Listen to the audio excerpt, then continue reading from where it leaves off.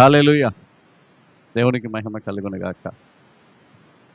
క్రీస్తునందు ప్రియమైన దేవుని బిడ్డ, దేవునికి వాక్యం సెలవిస్తుంది, మీరు లోకమునకు ఉప్పై ఉన్నారు.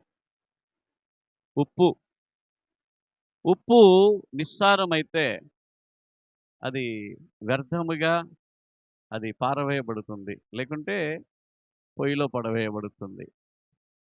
వాక్యం సెలవిస్తుంది, మీరు ఉప్పు. ఉప్పు అంటే ఉప్పు రుచినిస్తుందండి. ఉప్పు లేని పప్పు చెప్పన.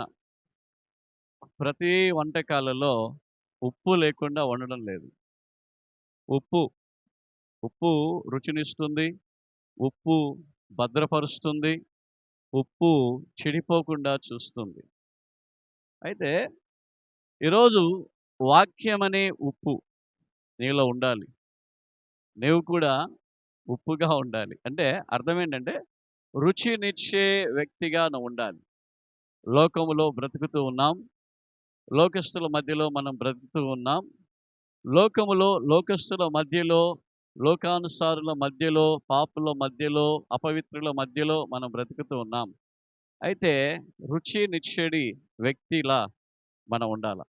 మన జీవితాన్ని చూసి అనేక మంది ప్రభు వైపు రావాలి. మన జీవితము రుచికరమైనదై ఉండాలి. అందరికీ మేలుకరమైనది. అందరికీ మంచిగా ఇతరులకు మేలు చేసేవాళ్ళుగా, ఇతరులు మనల్ని చూసి ప్రభు చెంతకు వచ్చేవారుగా, మన జీవితాన్ని చూసి, మన నడవడిని చూసి, మన క్రియలను చూసి అనేక మంది ప్రభు వైపు వచ్చులాగున మనం ఉప్పుగా, అంటే రుచినిచ్చే వ్యక్తులుగా మనం ఉండాలని ప్రభు కోరుకుంటూ ఉన్నాడు. అలా మనం చేస్తే అనేక మందిని ప్రభు చెంతకు మనం తిప్పగలుగుతాం. అనేక మంది ప్రభువారి సన్నిధికి వస్తారు. కాబట్టి ప్రియులారా, మన హృదయాలలో చేదు లేకుండా, మన హృదయాలలో ఏ విధమైన అసహ్యము లేకుండా, మన హృదయాలలో ఏ విధమైన అపవిత్రత లేకుండా రుచినిచ్చే ఉప్పు వలె మనం ఉండి దేవుని నామాన్ని ఘనపరచుదాం. ఆ విధంగా నువ్వు ఘనపరిచినప్పుడు దేవుడు నిన్ను గొప్పగా నిండార్లుగా ఆశీర్వదిస్తాడు. ప్రార్థన చేసుకుందామా? పరిశుద్ధమైన తండ్రి, ఉప్పు రుచినిస్తుంది, భద్రపరుస్తుంది, ప్రభా చెడిపోకుండా కాపాడుతుంది.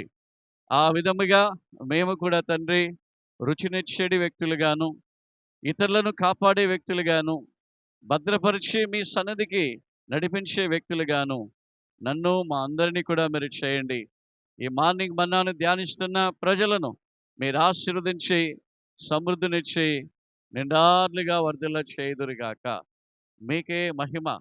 ప్రార్థన విన్నందుకు, అలాగే చేస్తున్న వందనాలు, స్తుతి, ఘన, మహిమ అంతా మీకు చెల్లిస్తూ ఉన్నా. యేసు క్రీస్తు వారి నామములో ప్రార్థించి వేడుకుంటున్నాము తండ్రి. ఆమేన్. ఆమేన్.